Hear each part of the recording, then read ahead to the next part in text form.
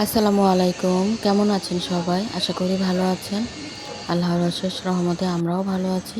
তো প্রতিদিনের মতো নতুন একটি ভিডিও নিয়ে চলে আসলাম। তো প্রথমে বারান্দায় কিছু গাছ ভিডিও করে নিলাম। তো ভিডিও শুরুতে গাছপালা ভিডিও করতে কিন্তু খুব ভালো লাগে আর দেখতেও ভালো লাগে। তো এরপরে রান্নায় চলে আসলাম। তো আজ সকালবেলা নাস্তায় নুডলস রান্না করছি। তো মেয়েরা আজ রুটি খাবে না, ওরা নুডলস খাবে। তো প্রথমে রাইস কুকারে একটু পানি বসিয়ে বলক আসার পরে নুডলস দিয়ে দিলাম। তো নুডলসটা অল্প পানি দিয়ে সিদ্ধ করে নিচ্ছি, এটা আর ঝরা দিব না। আর সাথে একটা আলুও কুচি করে দিলাম আর 1 প্যাকেট মশলা দিয়ে দিলাম। তো 2 প্যাকেট নুডলস রান্না করছি। তো মশলাটা দিয়ে এখন ওটা আমি সিদ্ধ করে নিলাম। আর এদিক দিয়ে চুলাতে তেল দিয়ে পেঁয়াজ দিয়ে দিলাম। তো এটাতে আমি ডিম ভেজে নিয়ে এরপর সিদ্ধ করা নুডলসটা মিশিয়ে নেব। তো একটা ডিম ভেঙে দিয়ে এরপর ডিমটা আমি ভালোভাবে ভেজে নিচ্ছি আর কাঁচামরিচ দিয়ে দিলাম। তো এখন সিদ্ধ করা নুডলসটা দিয়ে দিচ্ছি। তো এই প্যাকেটের নুডলসগুলো রান্না করলে আমি অল্প পানিতেই সিদ্ধ করে নিয়ে এটা আর পানিতে ঝরা দিই না। তো এরপর মিশিয়ে নিচ্ছি। তো সকালে নাস্তায় সিম্পলভাবেই আজকে আর সবজি দিলাম না, শুধু ডিম দিয়েই রান্না করলাম।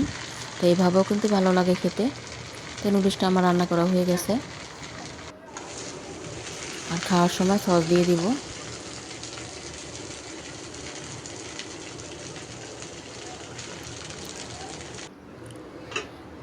এখন নুডলসটা বেড়ে নিচ্ছি।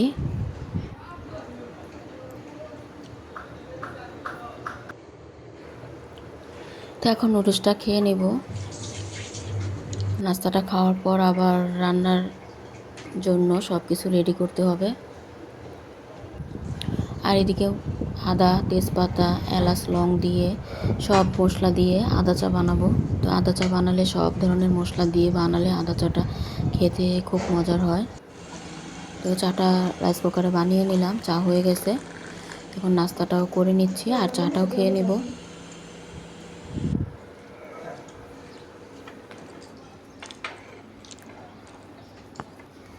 তো চাটা খাওয়ার পর এরপর রান্না করে এসে এখন কাটাকুটি করে নিচ্ছি। তো করলা ভাজি করব, করলা কেটে নিচ্ছি। দুন্দুল দিয়ে আলু দিয়ে মাছ রান্না করব, পেঁপেও কেটে নিলাম ডালে দেওয়ার জন্য। এদিকে সব কিছু কেটে কুটে রেডি করে নিলাম। আজ কলিজা রান্না করব আর কয়েক পিস মাছ সবজি দিয়ে রান্না করব। করলা ভাজি করব, এই যে করলা ভাজি কেটে রেডি করে নিলাম। দুন্দুল আলু কাটলাম, কতগুলো পেঁয়াজ কাটলাম। তো অফ ক্যামেরা অনেক কিছু করে নিলাম। তো এখন রান্নাটা বসাই দিচ্ছি। তো প্রথমে করলা ভাজিটা বসিয়ে দিচ্ছি। তো প্রথমে তেল দিয়ে কতগুলো পেঁয়াজ দিয়ে একটু নেড়ে চেড়ে এরপর করলাটা দিয়ে দিলাম। আর করলা ভাজিটা একটু সবুজ সবুজ থাকলেই ভালো লাগে। তো এই তো কালারটা কিন্তু সবুজই রয়েছে। তো করলা ভাজিতে একটু বেশি করে পেঁয়াজ আর একটু বেশি করে তেল দিয়ে না ঢেকে রান্না করলে নেড়ে চেড়ে তাহলে খেতে মজার হয় আর সবুজ কালারটা থাকে। তো আমার ভাজিটা কিন্তু সবুজ কালারই রয়েছে, আবার সিদ্ধও হয়ে গেছে। তো ভাজিটা আমার হয়ে গেছে, নামিয়ে নেব। আর তো প্রেশার কুকারে ডাল রান্না করে নিলাম। তো ডালটা নামিয়ে পরে বাগার দিব। এখন অনেক গরম, তাই এদিকে এখন আমি একটা কড়াই বসিয়ে তেল দিয়ে গরম হওয়ার পর কয়েক পিস মাছ ভেজে নিচ্ছি। এটা হচ্ছে রুই মাছ। তো রুই মাছ দিয়ে রাইস কুকারে তো সবজি বসাবো, ধুন্দুল আর আলু দিয়ে রুই মাছটা রান্না করব।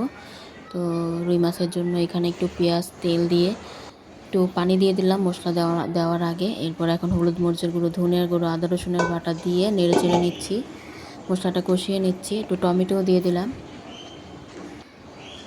তো এখন দিয়ে দিচ্ছি কেটে রাখা দুন্দুল আর আলু। এই দুন্দুল তরকারিটা যে কোনো মাছের সাথে খাওয়া যায়, বড় মাছ কিংবা ছোট মাছ, আবার ভাজিও করা যায়। আর এইদিকে পেঁপে ডালটাও আমি প্রেশার কুকারের থেকে ঢেলে নিলাম। এটা এখন বাগার দিয়ে দিচ্ছি। তো শুকনো মরিচ, রসুন, পেঁয়াজ দিয়ে বাগার দিলাম, কাঁচা মরিচও দিয়ে দিলাম।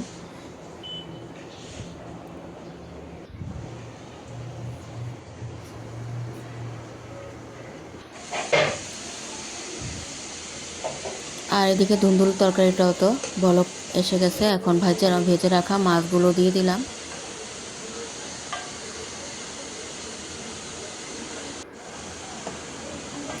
কয়েকটা কাঁচামরিচ দিয়ে দিয়েছি। সব শেষে ভাজা জিরের গুঁড়ো দিয়ে দিলাম। তো এই তরকারিটাও আমার হয়ে গেছে, আর একটু শুকালে নামিয়ে নিব ঝোলটা ঘন হলে। এখন চুলাতে কলিজার তরকারিটা বসাবো। তো প্রথমে পেঁয়াজ ভেজে নিলাম লাল লাল করে, এরপর আদা রসুনের বাটা দিয়ে দিলাম, আর সব মশলা পানি দিয়ে গলিয়ে দিয়ে দিলাম, তেজপাতা দিলাম। এরপর কলিজাগুলো ছিল ওগুলো ভালোভাবে ধুয়ে পরিষ্কার করে নিলাম। তো ওটার সাথে একটা আলুও দিয়েছি কুচি করে। তো এখন দিয়ে দিলাম, তো কষিয়ে নেব।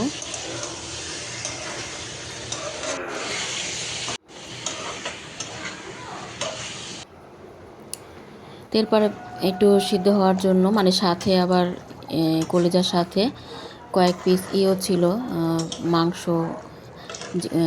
এই জন্য আর কি সিদ্ধ হতে দেরি হবে, তাই প্রেশার কুকারে দিয়ে দিছিলাম।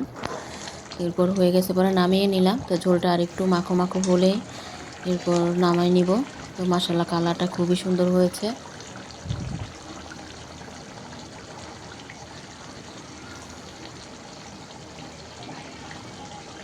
তো ভাজা জিরের গুঁড়ো দিয়ে নামিয়ে নিলাম। আর এদিকে তরকারিটা রান্না সব কিছু রান্না করা শেষ। তো রান্নাঘর পরিষ্কার করে ক্লিন করে নিলাম। এদিকে শসা লেবু কেটে নিলাম। তো এখন ভাতটা বসিয়ে রাখছি, ভাতটাও হয়ে যাবে। করলা ভাজিটা ঢেলে নিলাম, পেঁপে ডাল,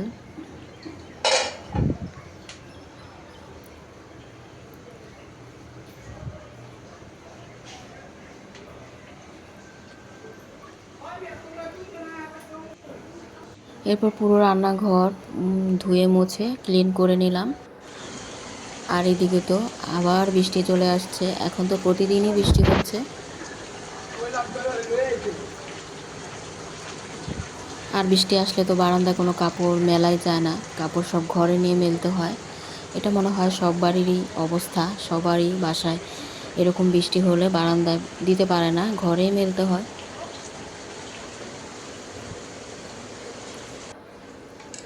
এরপর গোসল নামা শেষ করে বসেছিলাম, মেয়েরা আসলো, ওরা আসলো পরে এরপর খেতে বসলাম। মাশাআল্লাহ খাবারগুলো খুবই মজার ছিল, আলহামদুলিল্লাহ। আর কালকের ভর্তা ছিল, ভর্তাও নিয়ে নিলাম।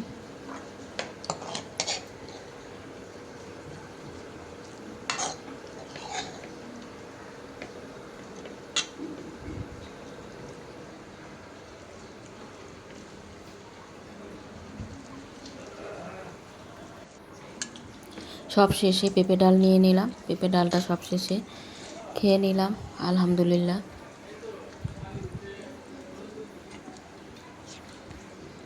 তো পেঁপেটা মুরগি বা গরুর মাংস দিয়ে রান্না করলে ভালো লাগে, আর যে কোনো নিরামিষ সবজি বা ডালের সাথে দিলে ভালো লাগে। আর এমনি মাছ দিয়ে রান্না করলে আবার কেউই খেতে চায় না। তো এরপর এটা ছিল সন্ধ্যার ভিডিও। তো সন্ধ্যা চা বানিয়ে নিচ্ছি। তো চা খেয়েও নিচ্ছি, বিস্কিট দিয়ে চাটা খাবো। আর আমার মেয়ে আজ শাড়ি পরেছে, মাশাআল্লাহ শাড়ি তো ওকে খুব সুন্দরই লাগছে। আমার শাড়ি পরেছে, তবে একটাই সমস্যা, ও এত চিকন এত শুকনা যে ওর গায়ে শাড়ি থাকেই না, মানে বারবার সিপটিপিন মানে খুলে আবার টাইট করে লাগিয়ে দিতে হয়। হ্যাঁ, বারবার ঢিলা হয়ে যায়, মানে আর শরীরে মানে মাংস একেবারেই নাই, এজন্য ব্লাউজ শাড়ি কিছুই থাকে না, খালি বারবার ঢিলা হয়ে যাচ্ছে। আর আমি ঠিক করে দিচ্ছি।